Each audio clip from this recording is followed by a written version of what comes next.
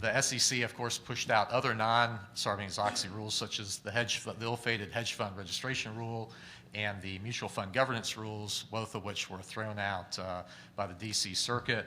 And then, of course, we had regulation NMS, or National Market System, which I still believe was a solution in search of a problem and cost the securities industry $1.5 billion at least in trying to comply with that. In retrospect, at a very crucial time when I think they should have been focusing on other things. So a lot of these rules, which seem so trivial to us right now, especially in hindsight, I think distracted regulators, distracted firms, and distracted boards of directors at exactly the wrong time. And also, the global crisis, in fact, affected regulated entities versus non-regulated entities, like Stephanie pointed out, all around the world, not just here in the supposedly deregulatory United States.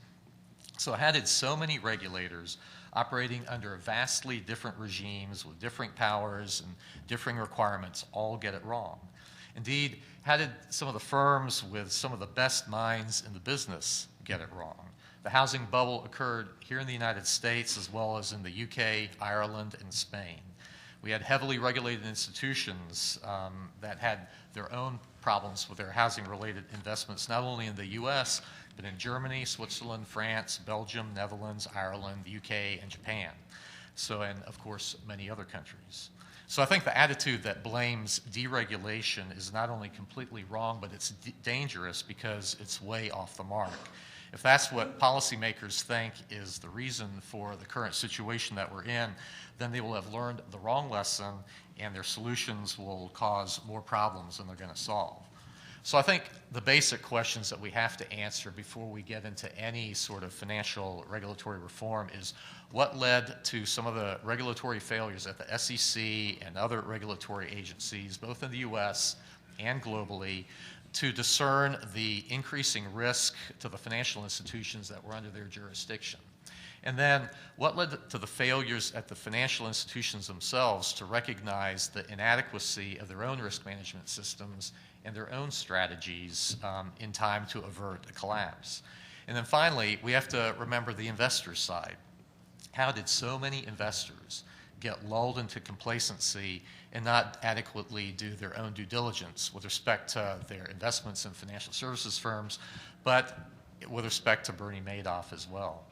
So the real problem, I think, was with the regulations themselves. They were based on, too often, on false premises.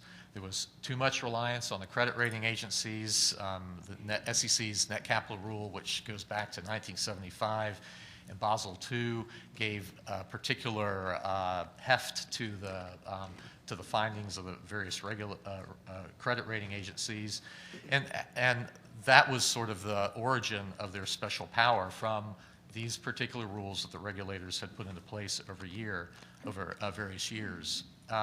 And so, with that as a background, I wanted to quickly, since my time is almost up, focus on just a couple of ideas that are floating around the Hill right now. First of all, we've heard a lot of talk about a systemic regulator, that we really need one here in the United States. Unfortunately, I think the mantra of the administration is stability über alles, that they are looking to that the markets should be tamed and should be hemmed in. And unfortunately, the market is inherently a wild place. It is subject to all sorts of human frailties, of all the vices of fear and greed and pride and everything else, just because it is an amalgamation of millions and millions of individual decisions being made every day, every second, basically. And regulators, it's been said by some of the folks in administration even before they got into the administration, should be smarter than the market. They should be able to take an academic approach and sort of see farther and think smarter than the marketplace. But we have to remember that one man's bubble is another man's livelihood. So when actually do you pull the plug? There are a lot of people who are saying right now we're in a second bubble. So should the Fed pull the bubble, take the punch bowl away from the party right now? I wanted to read just quickly a quotation and see whether you can tell when this was done. Clearly, sustained low inflation implies less uncertainty about the future and lower risk premiums imply higher prices of stocks and other earning assets.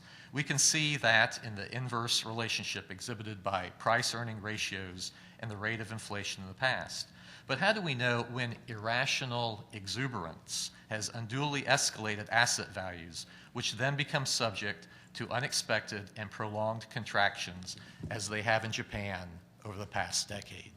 Well, that was Alan Greenspan in December 1996, talking about irrational exuberance in the marketplace and how prescient those words are and how they could have applied in almost every year since 1996, even to the future. So regulators are going to find that in the future. And so for us to invest particular wisdom or knowledge and cede that to the regulatory regime, I think, is a real problem. There's idea on Capitol Hill to give special resolution authority to regulators with respect to financial institutions and other actually non-financial institutions. I think that that's particularly dangerous. I think bankruptcy works very well if it's allowed to work, and that was some of the problems, I think, back in 2008, that the government was too scared to use the bankruptcy system the way it was intended. I agree with Commissioner Nazareth about the Consumer Financial Protection Agency.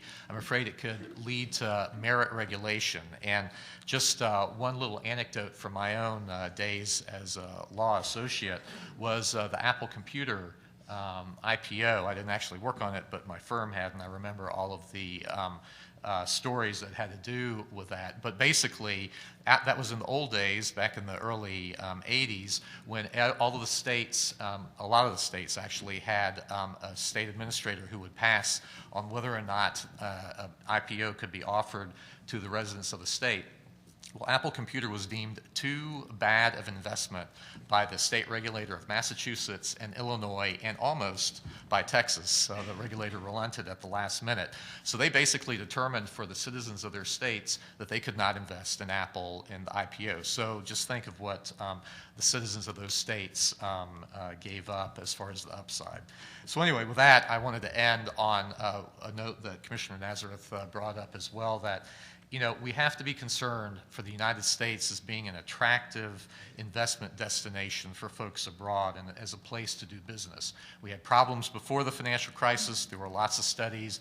The famous Bloomberg-Schumer report, which I wish Senator Schumer would read again, the Chamber of Commerce report, and the Financial Services Roundtable report. All of these pointed out a myriad of problems of the United States that were chasing people away from from doing business in our capital markets. Now we have a weaker dollar. Now a lot of momentum is going to Asia. Are we going to regain our situation as the leading financial services center once all of the dust settles? I really fear that if the wrong things are done on Capitol Hill with respect to regulation and, most importantly, with respect to litigation, there are a lot of sleepers in especially the Dodd bill, especially with regard to overturning Stone Ridge and providing a lot more opportunity for trial lawyers to make hay. I really worry about what's going to come down. So thank you very much.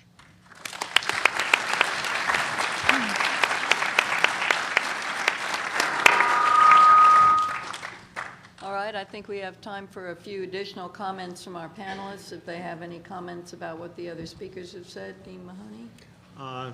I'd rather take questions, so I'll cede my time. Stephanie? I agree. I'm ready for questions. All right, well, I think everybody's ready for questions, and I'll start out with while people are coming to the microphone, I'll start out with one because I have some acquaintance with the people who are supporting the Consumer Financial Protection Agency, and the question that always arose in my mind, maybe one of you can answer it, is if we're so concerned about protecting borrowers at the low end of the spectrum, why not just bring back a usury law?